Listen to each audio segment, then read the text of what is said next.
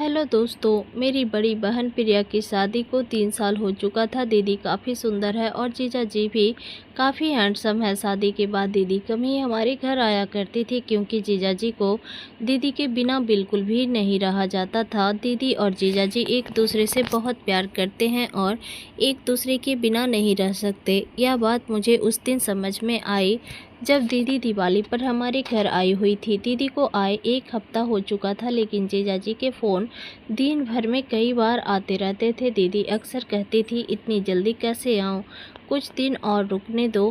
पर आप भी फ़ोन करके ऐसी ऐसी बातें करते हो जिससे मुझे भी आपकी बहुत याद आने लगती है। उतने में मम्मी आ गई और दीदी ने फ़ोन काट दिया। मम्मी ने दीदी को किचन में बुला लिया क्योंकि दिवाली की मिठाई, चिवड़ा, करंजी वगैरह बनानी थी।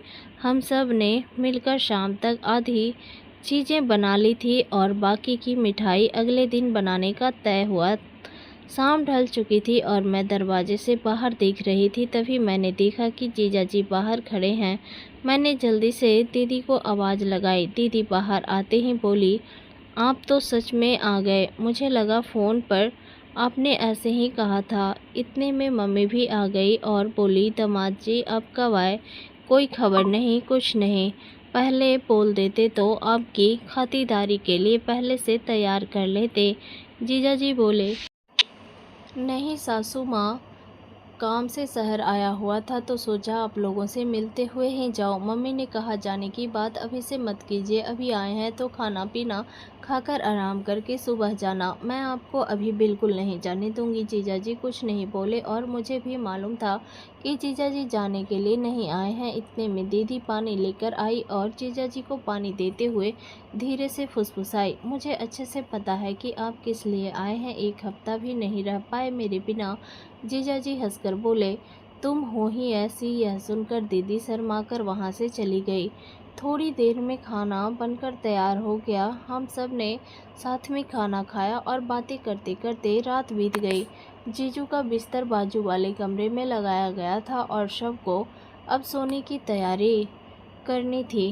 घर के सारे लोग अपने अपने कमरे में सोने चले गए थे, लेकिन मैं, दीदी और जीजू अब भी सोफे पर बैठकर टीवी देख रहे थे।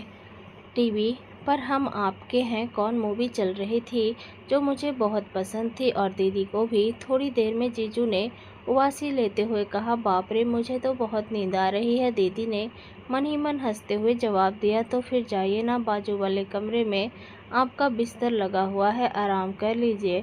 मैं मूवी देखकर बाद में आ जाऊंगी। जीजू का चेहरा देखने लायक था। वह थोड़ा खींचकर कमरे की ओर चले गए। मुझे और दीदी को हंसी आ रही थी, लेकिन हमने कुछ नहीं कहा। हम दोनों मूवी देखने में लगे थे। कुछ देर बाद दीदी ने मुझसे कहा, छोटी, मुझे भी अब नींद आ रही है, मैं सोने जा रही हूँ। मैंने तुरंत कहा, दीदी, अगर तुम भी चली जाओगी तो मुझे डर लगेगा। तुम्हें पता है ना, रात में मुझे अकेले डर लगता है। दीदी थोड़ा रुकी और बोली, ठीक है, थोड़ी देर रुक जाती हूँ। उसी वक्त जीजू ने कमरे से आवाज़ लगाई, प्रिया, पानी चाहिए। दीदी ने तुरंत कहा, रुको छोटी, मैं तुम्हारे जीजू को पानी देकर आती हूँ। मैंने कहा, ठीक है, पर जल्दी आना। दीदी किचन से पानी की गिलास लेकर जीजू के कमरे में चली गई।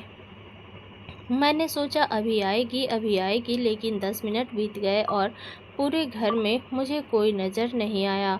डर के मारे मैंने दीदी को आवाज़ दी। थोड़ी ही देर में दीदी कमरे से बाहर आई। उसकी साड़ी थोड़ी ढीली थी, बाल बिखरे हुए थे और सांसें तेज चल रही थी। मैंने घबरा कर पूछा, दीदी, इतनी देर क्यों लगा दी? मुझे डर लग रहा था। दीदी ने हंसते हुए कहा, अरे वह कुछ नहीं, तुम्हारे जीजू को बहुत प्यास लगी थी, इसलिए पानी देने में थोड़ा समय लग गया। इतने में जीजू कमरे से बाहर आए और बोले, अरे, मेरे फ़ोन की बैटरी ख़त्म होने वाली है, क्या तुम मेरे लिए चार्जर ला दोगी? दीदी ने जवाब दिया, ठीक है, देखती हूँ, आप यहीं रुकिए। लेकिन जीजू ने कहा, अरे तुम देखो, मैं कमरे में वेट करता हूँ। यह कहते हुए वे वापस कमरे में चले गए। दीदी मेरे कमरे में गई और वहाँ से मेरा फ़ोन चार्जर उठाकर जीजू को देने उनके कमरे में चली गई। मैंने सोचा कि चार्जर देकर वह तुरंत वापस आ जाएगी, लेकिन थोड़ी देर बीत गई और दीदी का कोई अता पता नहीं था। मैंने एक बार फिर से दीदी को आवाज़ दी, लेकिन कोई जवाब नहीं आया। मैं समझ गई कि शायद दीदी चार्जर लगाकर फ़ोन की चार्जिंग में व्यस्त होगी। थोड़ा डर भी लग रहा था, इसलिए मैंने टीवी बंद किया और अपने कमरे में सोने चली गई। लेकिन मुझे नींद नहीं आ रही थी। बिस्तर पर लेटकर मैं अपना फ़ोन चलाने लगी। आधे घंटे बाद मेरा फ़ोन स्विच ऑफ हो गया। उसकी बैटरी ख़त्म हो चुकी थी। अब मैं इधर उधर चार्जर ढूंढने लगी, लेकिन याद आया कि मेरा चार्जर तो दीदी ले गई है। अब मैं उसका इंतज़ार में थी, क्या चार्जर लेने के लिए जाऊं या नहीं। नींद तो वैसे भी नहीं आ रही थी, तो बोरिंग भी फील हो रही थी। मैंने सोचा कि शायद चार्जिंग अभी शुरू ही हुई होगी। मन ही मन मैंने तर्क किया कि आजकल के फास्ट चार्जर कितनी जल्दी फ़ोन चार्ज कर देते हैं। फिर भी कुछ फ़ोन ऐसे होते हैं जिसकी बैटरी इतनी धीमी चार्ज होती है कि चाहे कितना भी फास्ट चार्जर लगा लो, वक्त लग ही जाता है। मैं सोचने लगी कि एक बार जाकर देख ही लूँ कि जीजू का फ़ोन कितना चार्ज हुआ है या फिर अभी चार्जिंग शुरू ही हुई है। लेकिन वह विचार मेरे दिमाग में घूम रहा था कि आखिर मुझे कमरे में जाना चाहिए या नहीं। मुझे बोरियत महसूस हो रही थी और फ़ोन के बिना समय काटना मुश्किल लग रहा था। आखिरकार मैं चार्जर लेने के लिए जीजू और दीदी के कमरे की ओर बढ़ी। जैसे ही दरवाज़ा खोलने की कोशिश की, वह अंदर से बंद था। खिड़की भी पूरी तरह से अंदर से बंद थी, लेकिन कमरे के अंदर से हल्की रोशनी बाहर आ रही थी जो कांच की खिड़की से दिख रही थी। मैंने सोचा सो नहीं गए होंगे। कुछ पल रुकी, फिर दीदी को आवाज़ लगाई। पहली बार में कोई जवाब नहीं आया। दूसरी बार फिर आवाज़ दी, तब दीदी की आवाज़ आई, क्या है, क्यों परेशान कर रही है इस टाइम पर। मैंने कहा, दीदी वो मेरा फ़ोन चार्जर अंदर रह गया है, मेरा फ़ोन बंद हो गया है, चार्जिंग करनी है। जीजू का फ़ोन चार्ज हो गया हो तो मुझे चार्जर दे दो। दीदी ने थोड़ी खींचकर भरी आवाज़ में कहा, अरे नहीं हुआ है फ़ोन चार्ज, तुम्हारे जीजू के फ़ोन को चार्ज होने में काफ़ी समय लगता है, चार्जिंग तो अभी अभी शुरू हुई है, तुम जाकर सो जाओ, परेशान मत करो। मैंने कहा, दीदी बस 15 मिनट के लिए चार्जर दे दो, मेरा फ़ोन फास्ट चार्जिंग करता है। दीदी ने जवाब दिया, ठीक है बाबा, लाती हूँ, तू अपने कमरे में जा। मैं अपने कमरे में लौट गई। थोड़ी देर बाद दीदी चार्जर लेकर आई और बोली, यह ले तेरा चार्जर, अब परेशान मत कर। जैसे ही मैंने चार्जर लिया, मेरी नज़र दीदी पर पड़ी। मैंने हैरानी से पूछा, दीदी आपने यह क्या पहना है? यह तो जीजू का शर्ट है, आप तो साड़ी में थी ना। दीदी ने झेपते हुए कहा, चुप बैठ, मैं जा रही हूँ। यह कहकर दीदी वापस कमरे में चली गई। मैंने चार्जर से अपना फ़ोन चार्ज करना शुरू कर दिया।